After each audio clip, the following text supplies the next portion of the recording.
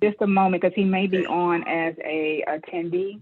Okay. So let's just see if he's over there. Moment. And he is on as an attendee, so let me move him up. Yeah. Yeah. Bring Dr. Moran on in too.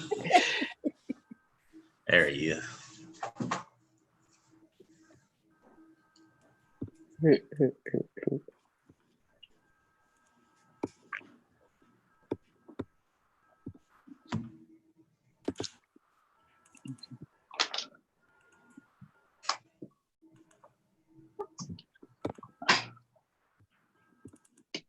All right, we are recording. We are. Okay, good deal. Good morning and good afternoon, Rattler Nation and members of the FAMU National Alumni Association. And welcome to the association's general body virtual meeting. Because we're in unprecedented times and could not have our convention in Tallahassee as it was originally scheduled back in June. There are some items that we needed to take care of with regards to the association and the university. And so this is our opportunity to come together to address those items. So without further ado, I call this meeting to order. And we're going to start out with a opening prayer by our chaplain, Mr. Keith Shannon. Keith, you have the floor. Thank you, Mr. President, and good day to all the Rattlers assembled. Let us go to God in prayer. God, we come today giving thanks and praise for the great things you have done. Thank you for the virtual gathering of this Florida A&M University National Alumni Association. And we thank you for the Rattler spirit that propels us and sends us to excellence in all our endeavors. We have ideas, thoughts, and visions, God, about what we aim to accomplish through the work of our association. And we recognize that you, gracious God, are our ultimate source. Let an atmosphere of unity and clarity abide as we celebrate work that has been rendered by our chapters, our committees, and leaders across our organization. God, through your grace and mercy, a new class has graduated from FAMU, and we thank you for the personal and professional growth of each of our graduates. We are grateful for the constant care and teaching delivered from our faculty, our administration, and the staff at our university. So God, we ask that you would guide and bless the several decisions, the focus, and the pathways of President Robinson, President Clark, Board Chair Lawson, and Board Chair Gibson, as well as their respective leadership teams. We take this blessed opportunity to ask that you cover and protect our currently enrolled students at FAMU and institutions of higher education across the globe. And we lift a special prayer for the success of those who are first time enrolled in college. Thank you for their ongoing preparation and for solidifying their resources and support systems, clear their minds as they matriculate.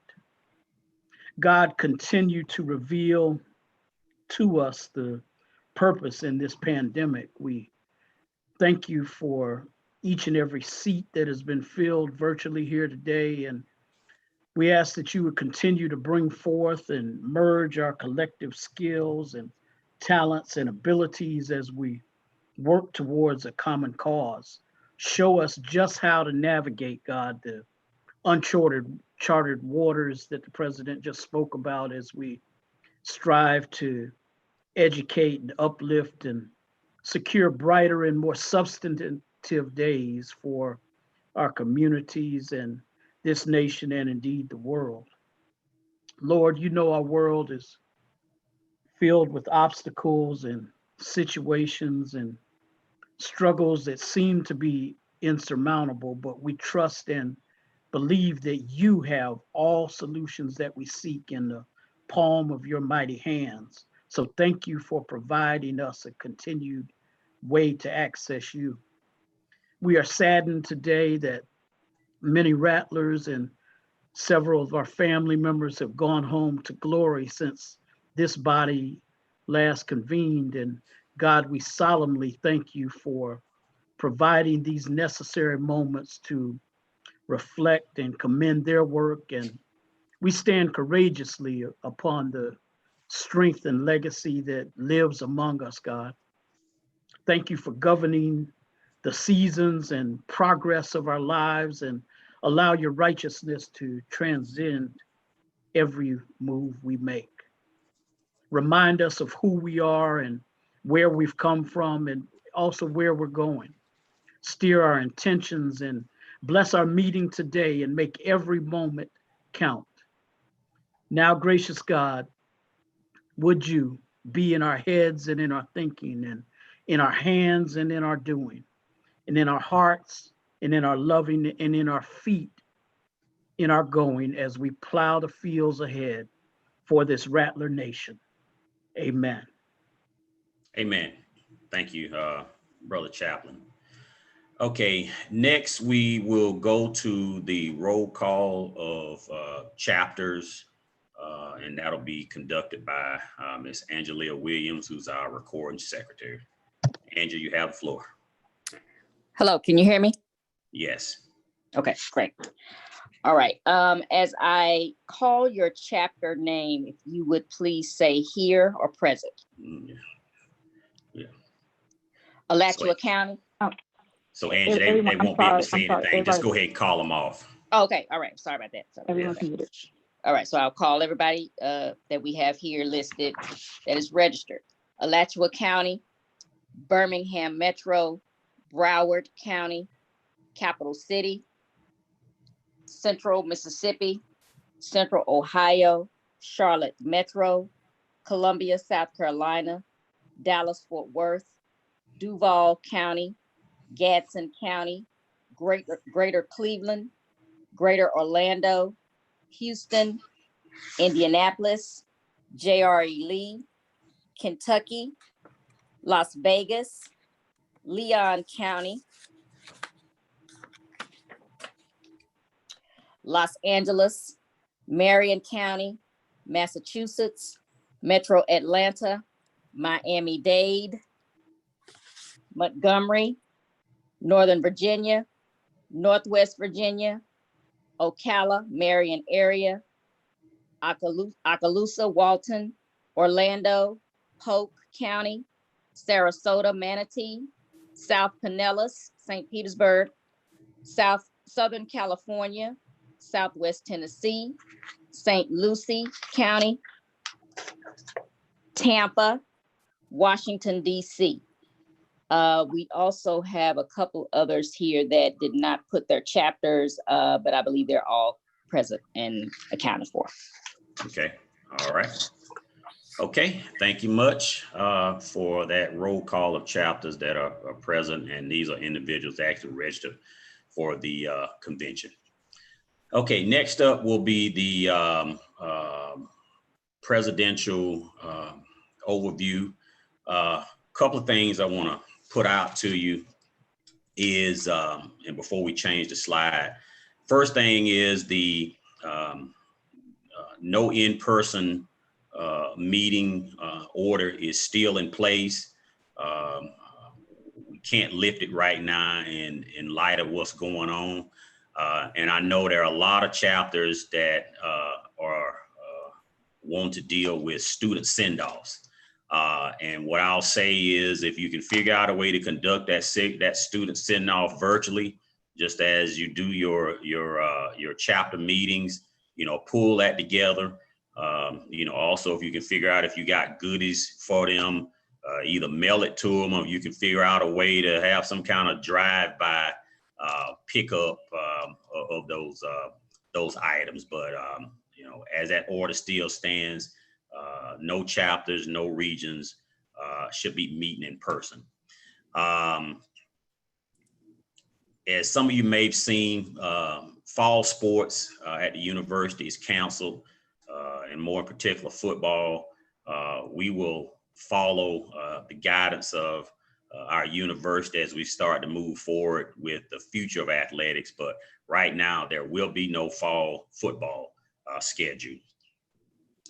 As relates to the National Alumni Convention, tomorrow night, the NAA board will convene to discuss the future of our convention. At such time as the board makes a determination, we'll communicate this back to you expeditiously, but tomorrow night we'll be dealing with our convention. Another thing is there are several reports, from officers that are going to be due. Because we're not going to take this up in this particular setting, what we will do is all those reports will be up on the National Alumni Association site on August 31st, and we'll have them in a folder out there for review so that we can deal with them at a future virtual meeting. And with regards to our fallen rattlers, as we would always honor them and pay tribute to them, the chaplain will be pulling something together virtually where we can honor them sometime in the near future and a Fallen Rattlers program, and we look forward to doing that. Okay, next slide, Yolanda.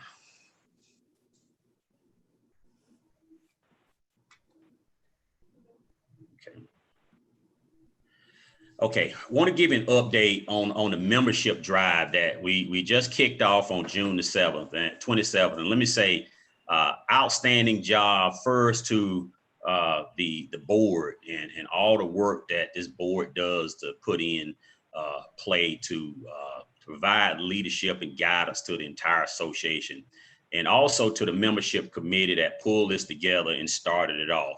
On June 27th. You remember the nice Zoom we had with the awards and the membership drive, and it became a success. So as of yesterday, actually the 17th, had a total of 580 paid members, which is a great job. But what I'm most proud of is the life memberships. I mean, they came in record numbers. We had 50. And it's the most in the history of the association at one particular time. Matter of fact, we just ordered the plaques for it, and it's the largest order of plaques that we have ever done in the history of the association at one time for life members. So kudos to all of those that became life members. And then thank you to our 499 regular members. Job well done. And all the subscribing members, which was 31. You're getting close to the life membership side of the house, and hey, to the collected dues of a little over $70,000. So great job on the membership drive. It's going to continue to go. We're probably going to do another version of this membership drive in the months to come. I think everybody kind of enjoyed it, but we're off to a great start, and good job to Sharon Duncan and the entire membership committee for pulling this membership to drive together. And thank you, NAA members and chapters, for all of your support around this membership drive. Okay, next slide. We just finished our scholarships, which this has been the largest single total of scholarships awarded directly from the NAA during this particular period of time. And so Doris Hicks, Ms. Doris Hicks and the entire committee, outstanding job for taking time out your schedule and meticulously going through the more than 600 applications that came in. And they came from all over the country. So I'm happy to say that out of the 600 plus that applied, 175 was fortunate to receive some funding from the National Alumni Association, led by the Florida region course with 105 scholarship recipients, and on to the Southern region. Midwest came on very, very strong here. Northeast had 12 Far West did a great job as well. And then we had one student from the Virgin Islands that actually was awarded the scholarship. So job well done on our scholarships. Those dollars will be transferred to those respective students' accounts. And we already starting getting thank you letters back in from what we did. So good job, NAA. These dollars came from all of us collectively coming together. And also for all the life members, these dollars come in from the interest earning account from the life membership that goes towards this $100,000 that's being given out to these respective students. So job well done. Just want to let you know where we were with scholarships and membership. We're going to continue to move forward in these unprecedented times. As an association, we have now got to change gears and really think about how to help the university through these next coming months, recruit students, and do it in a virtual manner. I don't know how that looks. I'm going to leave that to the committee to work with Dr. Hudson to figure out how we can support and augment those areas. As it relates to fundraising, I'm going to leave it to the fundraising committee to come up with creative ideas on how we continue to push the envelope and continue to raise money to support the university. And from a government advocacy standpoint of view, I'm going to lean on Dr.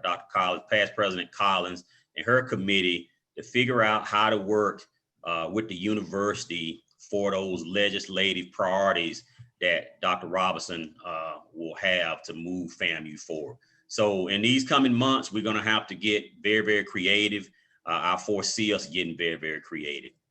Also, while we're having this downtime, we're going to put some professional development workshops together that I think will be beneficial.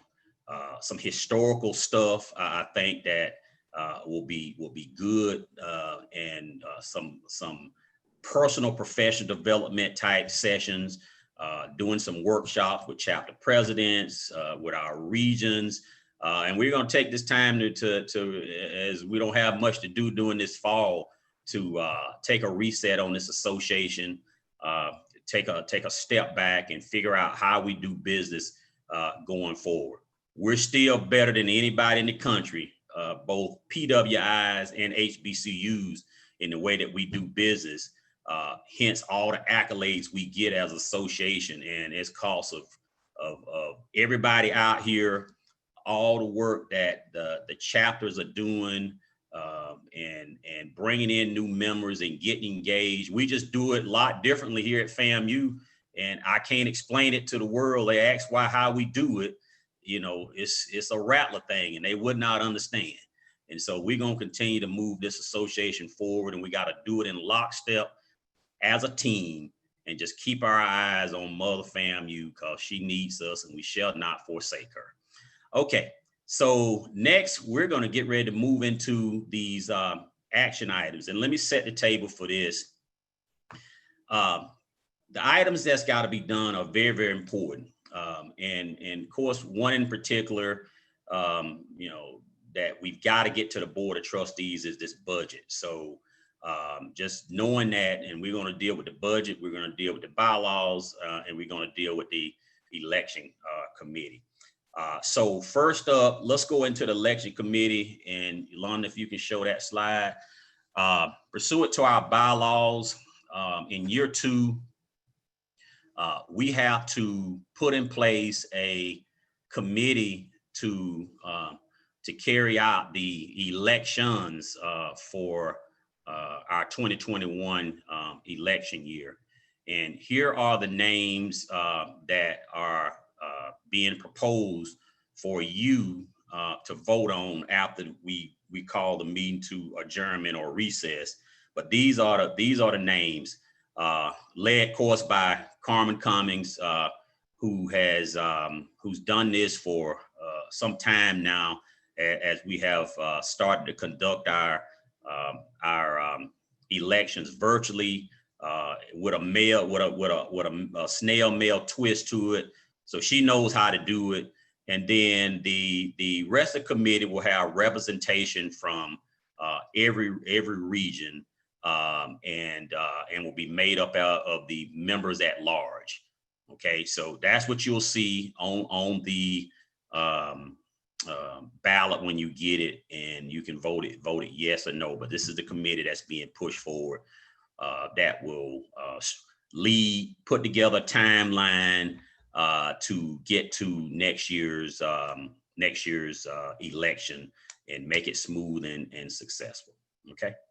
All right. So now that you've seen that, now let's go over to our general counsel, Mr. Reggie Mitchell, Attorney Reggie Mitchell, who is also the chair of the Budget and Finance Committee for the National Alumni Association, for his presentation of our budget that must be voted on, and we need to get it over to the Board of Trustees for their August meeting for final approval.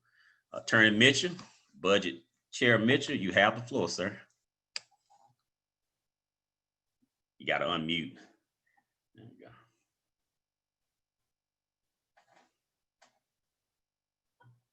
go. Unmute, Reggie. Okay.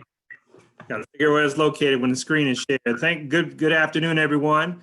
I'm going to quickly kind of summarize what we've presented several times, the budget, and it's been made available for about 60 days. And so, as you know, on the revenue side, we're going to do many of the things that we've done before. So most of our money comes from memberships. So regular memberships, the same value of 2,000 members, life memberships at 75. 75 members coming in. I'm trying to think of some other major things. We have endowed scholarships about 10,000, contributions of about 25,000, and all kinds of corporate and other clearing contributions of 35,000. And so a lot of these scholarships that coming in will be earmarked. So when they come in, they'll be used for that express purpose. So the same amount will be available on the expenditure side. Founder Day scholarships, we're going to be ambitious and say $50,000 is going to come in, and the association is prepared to match 50% of that for 75 on the expenditure side. And so those are all of the incoming contributions, totaling amount of $824,463. On the expenditure side, we have tried to meet all the requests of all the major national committees to meet their requests, and they've been doing great work. So $10,000 was approved for the Media and Technology Committee, $13,700 for the audit, as we always have to do an annual statutory required audit, but we intend to also do some internal audits as well. Membership packets at about $12,000, about the same level. Let me see some major things. Regional chapter support, about $9,000 from the GEICO monies. Governmental affairs to be given $8,000, and the membership committee will have $3,000 for committee expenses, and the scholarship committee about $4,000 for committee expenses. And we plan to have fiscal operations staff of $43,525, so that we could have professional staff to do some of the many tasks that are required of this association. Giving out $100,000 in scholarships, chapters also giving $100,000 out. As I mentioned before, $75,000 for the NAA to meet 50% match of whatever the chapters give to this cause. And that comes out to the same amount of a match of $824,463. So it's an even amount, and the two amounts balance out. And that concludes my presentation. Okay, all right. Thank you so much, Mr. Chair, for that particular presentation. Okay, all right. So next we're gonna move on over to Attorney Kashasha Sharp, who is the chair of the Bylaws Committee, who will bring the presentation for the proposed bylaws for this particular virtual meeting. So Attorney Sharp, floor is yours. Thank you, Mr. President. Good afternoon. I am Attorney Kashasha Sharp, it is my pleasure to serve as your FAMU NAA Assistant General Counsel and Constitutional Bylaw Chair. I thank you, President Clark, and the FAMU NAA Executive Board for their confidence to permit me to serve in this capacity. And I appreciate the members for their participation in our process to make our FAMU NAA and FAMU the best. At our last convention, this committee pledged to create a formal process for members to submit proposed bylaw amendments for the committee's review and to provide a mechanism for membership input regarding the committee's final recommendations for amendment to our bylaws. The Constitution and Bylaw Committee is proud that we accomplished both goals and we are continuously improving. Members may now submit proposed bylaw amendments via the implemented bylaw proposed amendment form. And even during these unparalleled times, we provided a platform for education and awareness by hosting 3 bylaw forums. I thank the Constitution and Bylaw Committee for all of their hard work and the Technology Committee for their assistance in helping the committee reach its goals. Ms. Pinkert, the Bylaws Committee is pleased to provide you the following recommended bylaws for your approval. And I will read how the current bylaw reads, and then I will read the recommended bylaw. With respect to those bylaws that are only grammatical in change, I will only read the proposed bylaw change for your approval. Thank you. Section 2.33, recent university graduate membership. The current bylaw reads, the first time a person graduates from the university at bachelor, master's, or doctoral level, one graduation only, the university graduates shall have their national membership dues waived for the first membership year as provided in the official association's transcendent ceremony. Recent graduates shall enjoy the same benefits as alumni members with national level membership. Upon payment of applicable chapter and region dues within the first year, recent graduates shall then enjoy the same benefits as alumni members with chapter affiliations. The proposed bylaw change will read if voted upon. The first time a person graduates from the university at the bachelor's, master's, or doctoral level, one graduation only, the university graduates shall have their national, regional, and local membership dues waived for the first membership year as provided in the official association's transcendent ceremony. Recent graduates shall enjoy the same benefits, same privileges as membership with the national level membership. A recent graduate may not hold office at the national level or vote in national elections, but may vote and participate at national meetings if registered with full registration or with single day registration on the day of the meeting. Chapters and regions shall have the discretion to determine the recent university graduate membership privileges. The purpose and rationale for this was to increase recent graduate membership in our FAMU NAA. The next bylaw is section 2.5, membership assessments. And again, the current bylaw addition, or rather the addition, rather than reading the entire bylaw, we'll read the addition. Well, for the purposes of the record, I will read the proposed bylaw with the addition. The current bylaw reads, no region or chapter may consider an active member of the association until the member has paid annual national dues of $50 to the association, unless the member is a life member and has paid the applicable dues to the respective region or chapter. A life member shall be required to pay only the applicable regional and chapter dues to be considered an active member of the association. Recent graduate members are exempt from membership assessment dues. And again, the only difference is the recent graduate members are exempt from membership assessments. And again, this was simply to conform with the proposed amendment previous, which would allow for new graduates not to have to pay local and regional dues. Next bylaw. The next section is section 3.3, All officers, all elected and appointed officers must meet the qualifications for officers at the time of nomination. The current bylaw rating reads, the elected and appointed officers shall perform the specific duties as outlined in the Constitution and bylaws, the association's adopted policies and procedures manual, and all other applicable duties as prescribed in the parliamentary authority adopted by the association. The only change or proposed change is that it would currently, in addition to what I read before, now read elected and appointed officers as defined in section 8.1 and 8.2 cannot hold more than one position during a term. The rationale for this is to ensure each elected position is represented by one person with objectivity to vote, to ensure if an officer is unable to serve, and also to ensure if an officer is unable to serve, only one vacant position. There will be only one vacant position. Next bylaw. Our next bylaw relates to term of office, section 3.7. This change or recommended proposed bylaw change is to conform with our association fiscal year. The previous bylaw read or would read, or currently reads rather, all national elected officers shall serve a term of office 3 consecutive years beginning on January 1st or immediately upon their election after January 1st.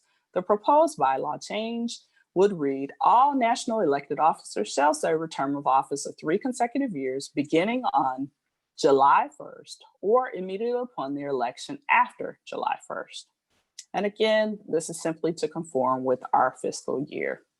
The next recommended bylaw relates to section 4.4, voter eligibility. The current bylaw reads, to be eligible to vote in a national election, the member must have paid association dues at all applicable levels and must be an active member of record with the association and in our Office of Alumni Affairs at least 30 days prior to the delivery of ballots for election. The proposed bylaw would read, to be eligible to vote in a national election, the member must have paid association dues at all applicable levels and must be an active member of record with the association at least 60 days prior to the delivery of ballots for the election.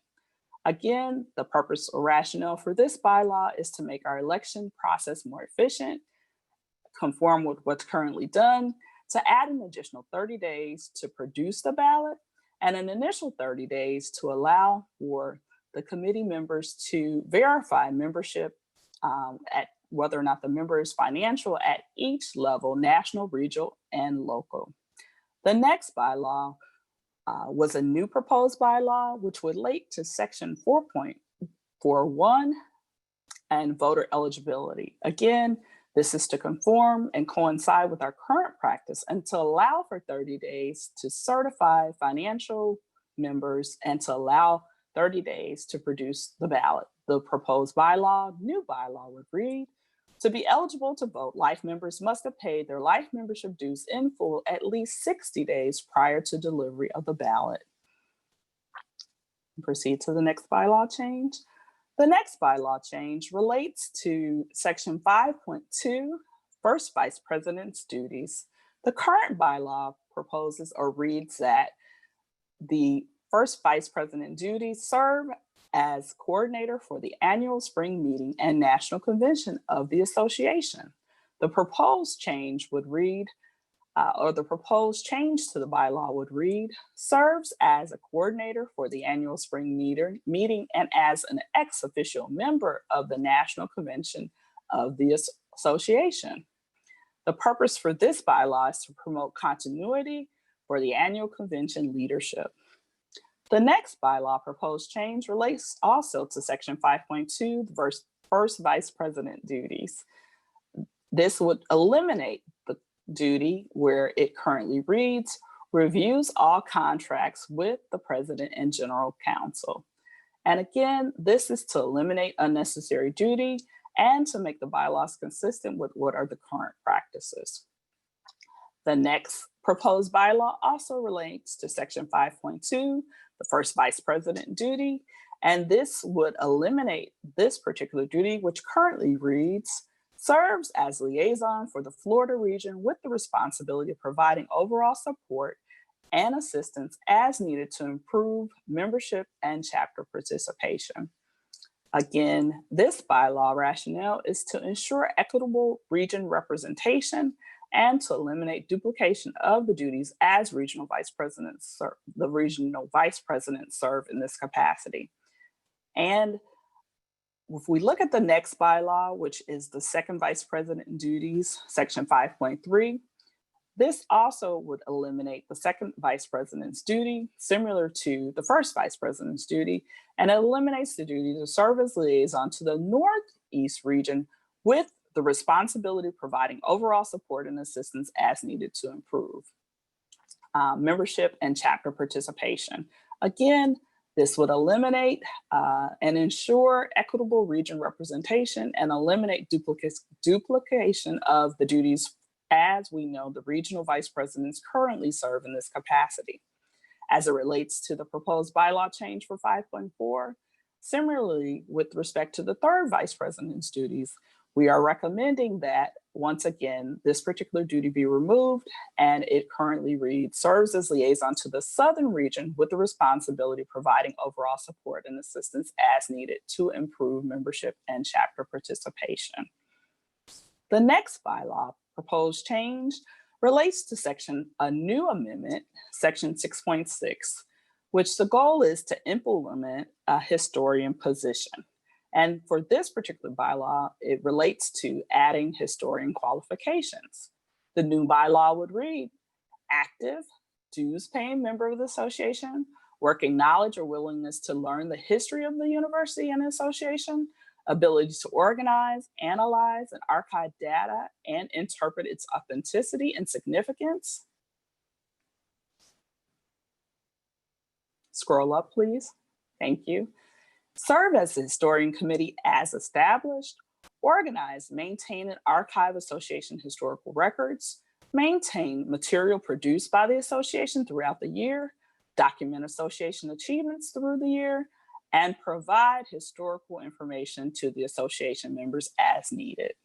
Again, this is simply to establish the historian position duties. The next bylaw change relates to section 3.2, appointed officers. And again, this is simply to add the historian position. And I will read what the proposed bylaw would, how it would read. And it simply only adds an historian, but I will read it for the record. With approval by an executive board majority, the president shall appoint the general counsel, parliamentarian, sergeant at arms, publicity director, chaplain, and historian. Again, the addition to the current bylaw is and historian, and is simply to establish the appointed historian position. The next section relates to section 8.1, composition of the executive board. And for the next proposed bylaws, they all relate to making the clarification of the executive board composition. The current bylaw reads, the voting members of the executive board shall consist of the president, first vice president, second vice president, third vice president, recording secretary, corresponding secretary, treasurer, financial secretary, all regional vice presidents, all members at large, general counsel, parliamentary, sergeant at arms, publicity director, and chaplain. We propose that the bylaw would now read, the executive board shall comprise the elected officers, appointed officers, ex officio members, and non-voting members as listed in the sections herein. The voting members of the executive board are the national and regional elected officers, 5 national appointed officers, and the ex officio members as outlined herein. The non-voting members of the association of the executive board are outlined below. And in section 8.1 rather, it previously was a section header. We currently now propose that it should read section 8.1 elected officers. And the addition that you see is that it now indicates the region elected officers serving on the board are, but I will read it for the record. The national elected officers are the president, first vice president, second vice president, third vice president, recording secretary, corresponding secretary, treasurer, and financial secretary. The regional elected officers serving on the executive board are the regional vice presidents and all members at large. Again, this is simply to clarify the executive board components.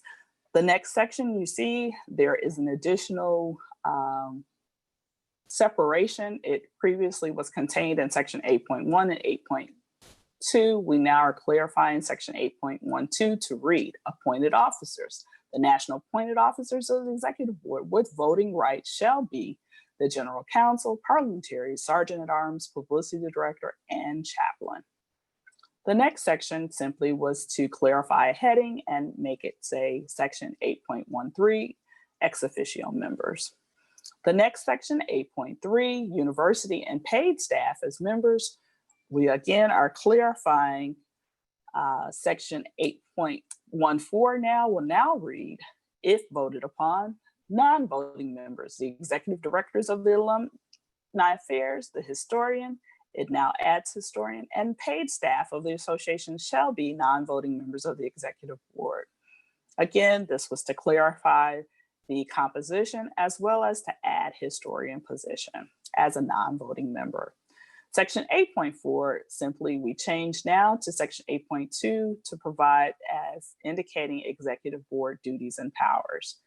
Again, this is simply to clarify section numbers as well as the composition of the executive board. We also see here in section 8.5, quorum for executive board meetings. We attempt here to change the section number and reword it for clarity. The previous section 8.5 read, a quorum for meetings of the executive board shall be constituted by 1/3 of the executive board. Once a quorum has been assembled, business may be conducted. The executive board may act and the ballot by mail, telephone, and otherwise as it may deem appropriate by the general membership or as the president or executive board may direct. Again, this section now will read section 8.5, and executive board shall hold regularly scheduled meetings and may hold special meetings as deemed necessary. 9 members of the executive board shall constitute a quorum. The executive board may meet in person via teleconference, video conference, or other means. All meetings must be conducted in such a manner that all participants are able to hear and see each other simultaneously.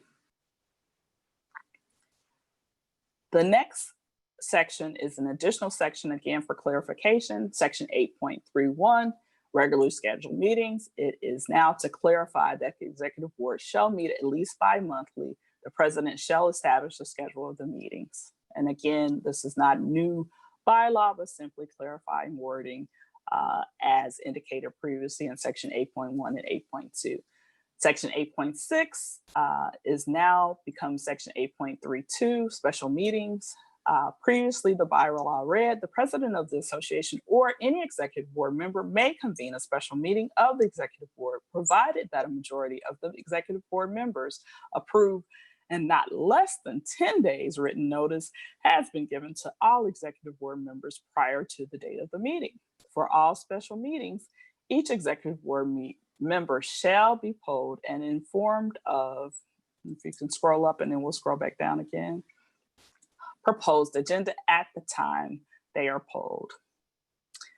The new bylaw would read, the president of the association or any executive board member may convene a special meeting of the executive board, provided that a majority of the executive board members approve not less than 5 days written notice,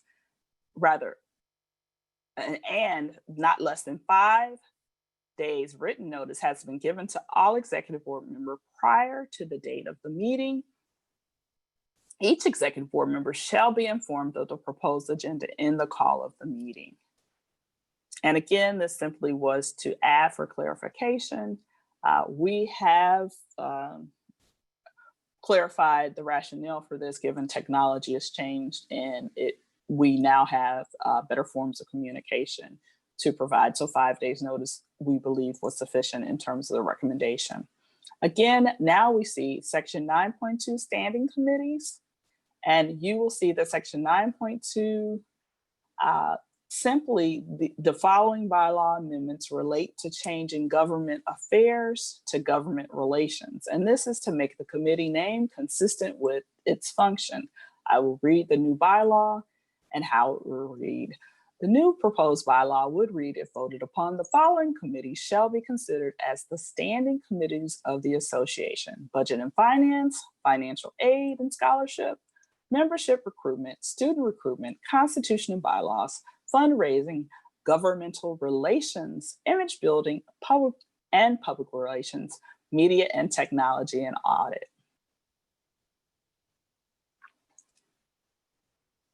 Section 9.25 similarly changes government affairs to government relations. Similarly, section 9.25, and for the record, I will read, section 9.25 says government relations, committee composition and duties. Section 9.25.1, I will read the change and the proposed bylaw, which indicates, it says governmental relations committee will consist of the president and each of the established region vice presidents and shall perform the following duties. Now, section 9.2.1. Section 9.2.10.1. It previously, the current bylaw reads, the audit committee shall consist of the first vice president, the general counsel, and a member from each established region and shall perform the following duties. The proposed bylaw change is to current read, the audit committee shall consist of at least one member from each established region and shall perform the following duties. The goal or the purpose behind this was to ensure that the committee is free from the appearance of bias. And this was a result of our audit committee's recommendations. Next change relates to section 10.3. And as I indicated before, this was simply a grammatical change. I will read it for the record, what the proposed bylaw will read if voted upon. Chapters will submit to their respective regional vice presidents and the national's financial secretary financial reports and narrative reports of the chapter activities and services performed when requested. Reports shall include those items, subjects as directed by the executive board. This concludes the proposed bylaw amendments for 2020. Again, thank you to our committee and thank you, President Clark. Thank you so much for going through those particular bylaws changes. So next, what we're going to do is we're going to move on to Jason Robinson, who's the member at large of the Midwest region, who will give you voting instructions. And just please know that when you get your ballot, there will be an attachment, of course, to each one of those items where you can read it in depth. So just know you can do that. Jason, the floor is yours to give the instructions. Thank you, President Clark. Good afternoon, Rattlers. I am Jason Robinson, Midwest member at large. My hope and prayer is that you and your family are well and will be safe through this pandemic. Also, for any fear or anxiety that you may have, that a higher power will give you peace. I've been tasked to provide voting instructions. Those that has registered for the convention and are eligible to vote, you all should have received an initial email on the instructions from the email account election@famunaa.org on Tuesday afternoon around the 1:34 p.m. Eastern Standard Time frame.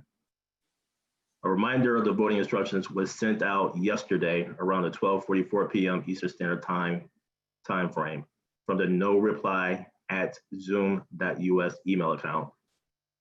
If you do not see it in your email inbox, please check your junk and spam folder of the emails you used for your registration for the convention. And please make sure that you mark those emails safe. In the event that you have not had a chance to review the email, the voting instructions are: on the day of the election, which is today, Saturday, July 18th, beginning at 2 p.m. Eastern Standard Time, you will receive an email from no-reply@electionrunner.com. that will contain your unique voter ID and key that will allow you access to the ballot. Please ensure that you check your respective junk and spam folder for this email. This voter ID and key is unique to you and should not be shared to others. You will have until Sunday, which is tomorrow, July 19th at 10 p.m. Eastern Standard Time to submit your ballot. It should be noted that once you log in with your unique ID and key and start the ballot, if you close your internet browser while in the middle of the ballot, your work is not saved. When you log back in using your unique ID and key, you will have to start all over again. So again, if you're in the middle of the ballot and you close your internet browser, your work is not saved and you will have to start over. For each amendment question, select either the yes to approve or no to reject the proposed amendment. To change your vote, click the box again and the mark will be removed. After making your selections, click the submit vote button. A confirmation alert will be displayed stating, are you sure you want to submit your ballot? Click yes to submit your ballot, otherwise click cancel to return later and cast your vote. Again, voting instructions was initially sent out by the election@famuna.org email address. A reminder of the voting instructions was sent out yesterday from the noreply@zoom.us email account. If you need technical assistance, please contact technology@famuna.org. And if you have any questions on the proposed budget, please email budget@famuna.org. And lastly, if you have any questions on the proposed bylaws, please email at bylaws@famuna.org. Thank you. Okay. Thank you, Jason. And thank you to the committee that put this on. Curtis Johnson and his team lined up the platform to make this work. These are some items, body, that we've got to deal with. Wanted to have an opportunity to let as many voices be heard as possible and stand within the context of the bylaws that you had to be financial and had to be registered to participate. And this is the way we always conduct business for these kind of items. And so this is an opportunity to allow multiple people to take advantage of the voting process and not just leave these items to the executive board to do. So that was my attempt to make sure that the process it had multiple voices in what's about to happen. You can vote it up, you can vote it down. You have an opportunity to have your voices heard. Take your time, read through them, and just as Jason said, you got till 10 p.m. Tomorrow night, Eastern Standard Time, to get your votes in, and then on Monday, we will make it known to everybody the results of the vote. So job well done to the board, to the committee. Thanks to the first vice president, chief of staff, everybody, technology that put this on and made this happen. And this is our first time doing this. And I think it's going to work pretty well. And we'll think about in the future how we conduct some more general meetings to put this good information out here for everybody to receive. So again, when I call you to recess or adjournment here in just a minute, we will be hitting the button, and these ballots will start flowing out to everybody so they can start the voting process. Okay. Is there anything else from our panelists or board that need to put out before we go to adjournment? Mr. President, I'm not seeing anything else in the chats. Okay. And thank you for joining on YouTube. That's our channel. We're going to start pushing things through YouTube. You know, you'll be able to view these kind of items in the National Alumni Association YouTube channel. And so once we get the votes tabulated, there will be official correspondence coming out from my desk about the results once they're conveyed to me from the committee that's handling this whole election piece of it.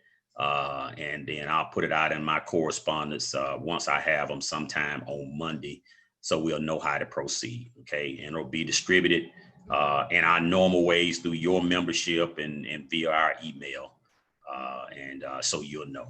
Okay. All right. Well, seeing nothing else, thank everybody for participating, and I officially call this meeting to adjournment until a future meeting will be called to take up other items of this association and this general body. Have a good rest of your week and your weekend. Be safe out there, and go Rattlers.